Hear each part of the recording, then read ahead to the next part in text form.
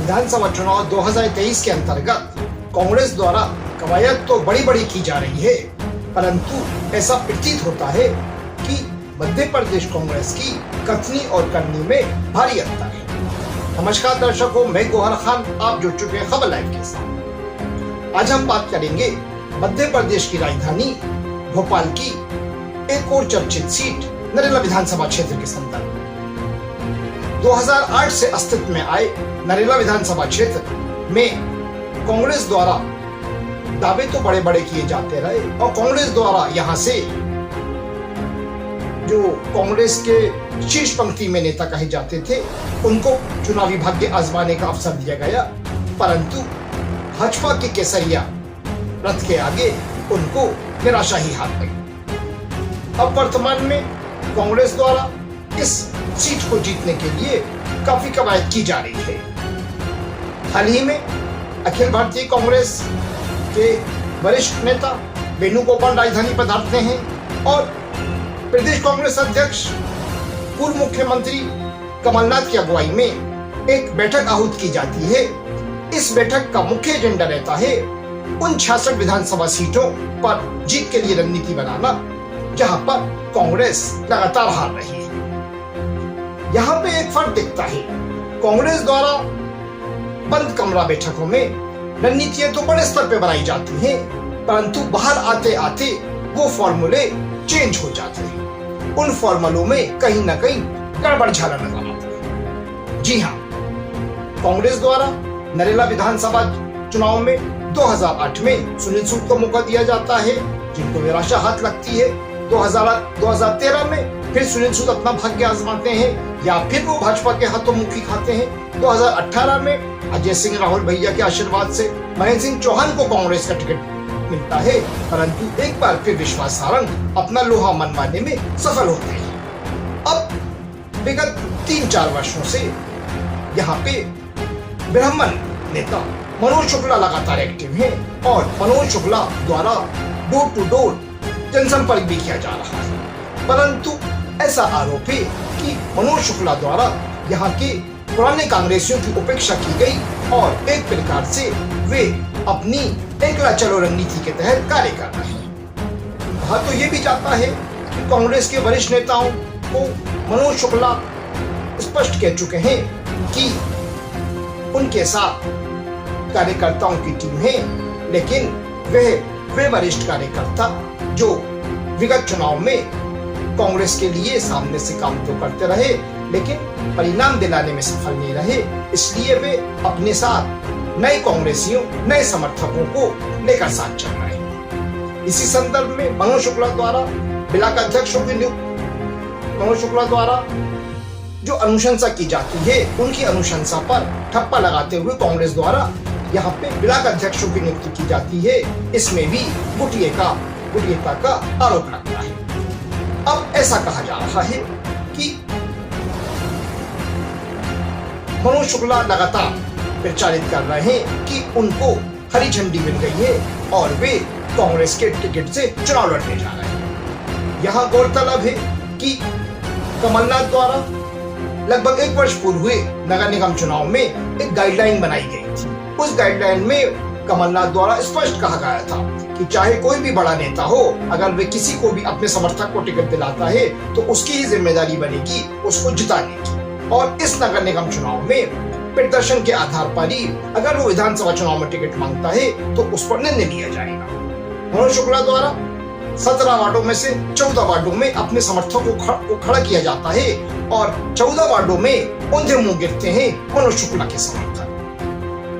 नरेला के पुराने कांग्रेसियों द्वारा तो ये भी कहा गया कि यहाँ पे जिन 14 वार्डों में कांग्रेस हारी वहां पे कांग्रेस के प्रत्याशी नहीं थे, बल्कि वे मनोज कांग्रेस के प्रत्याशी थे। खैर, मनोज शुक्ला द्वारा अपनी गतिविधियों को अंजाम दिया जाता है। मनोज शुक्ला सहित 2-3 अन्य प्रत्याशी भी है, वो भी यहाँ पे एक्सरसाइज करते हैं। परंतु यहाँ पर देखना यह है कि मनोज शुक्ला द्वारा सॉफ्ट हिंदुत्व की मार्ग प्रशस्त करते हुए अपने विधानसभा क्षेत्र की उन महिलाओं को भी अपने साथ लिया जाता है जो भाजपा के समर्थक कहे जाते हैं। इसी कड़ी में मनोज शुक्ला द्वारा अपने क्षेत्र की महिलाओं को विभिन्न धार्मिक स्थलों की यात्रा कराई जाती है। हम यहाँ पे ये नहीं कह रहे कि मनोज शुक्ला द्वारा जिन धार्मिक स्थलों की यात्रा कराई गई वो राजनीति से प्रेरित थी, परंतु मनोज शुक्ला द्वारा धार्मिक स्थलों की यात्रा कराई जाती है। और एक प्रकार से जब यहाँ पे चुनाव का समय आता है तो जितनी सर्वाधिक संख्या में मनोज द्वारा महिलाओं को विभिन्न धार्मिक स्थलों का दर्शन कराए गए हैं, परंतु वो वोट के जब बात आती है तो चुनावी बेला में कांग्रेस के पक्ष में नजर नहीं आती।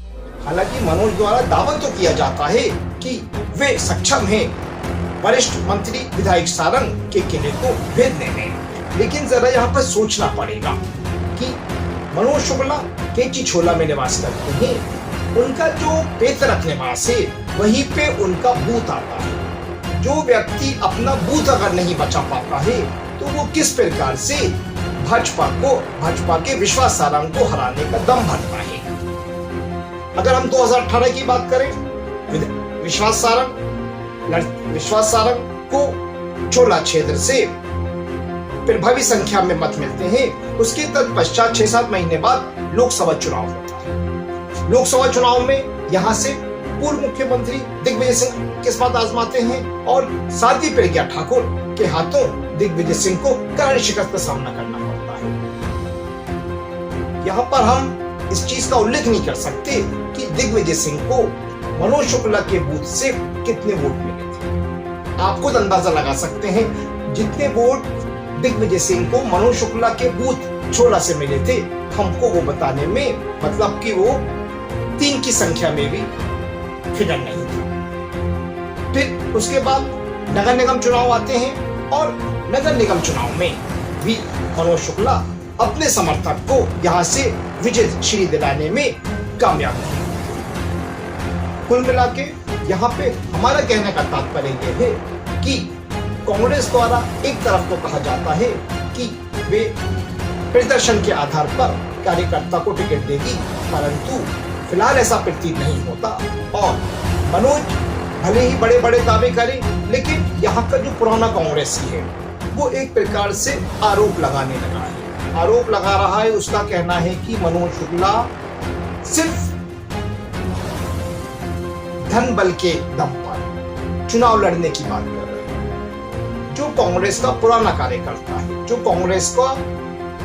जो कार्यकर्ता मतदाताओं को बूथ तक लाता है, उससे मनोज शुक्ला ने बिल्कुल संवाद स्थापित करने बंद कर दिया। खबर तो ये भी है कि मनोज शुक्ला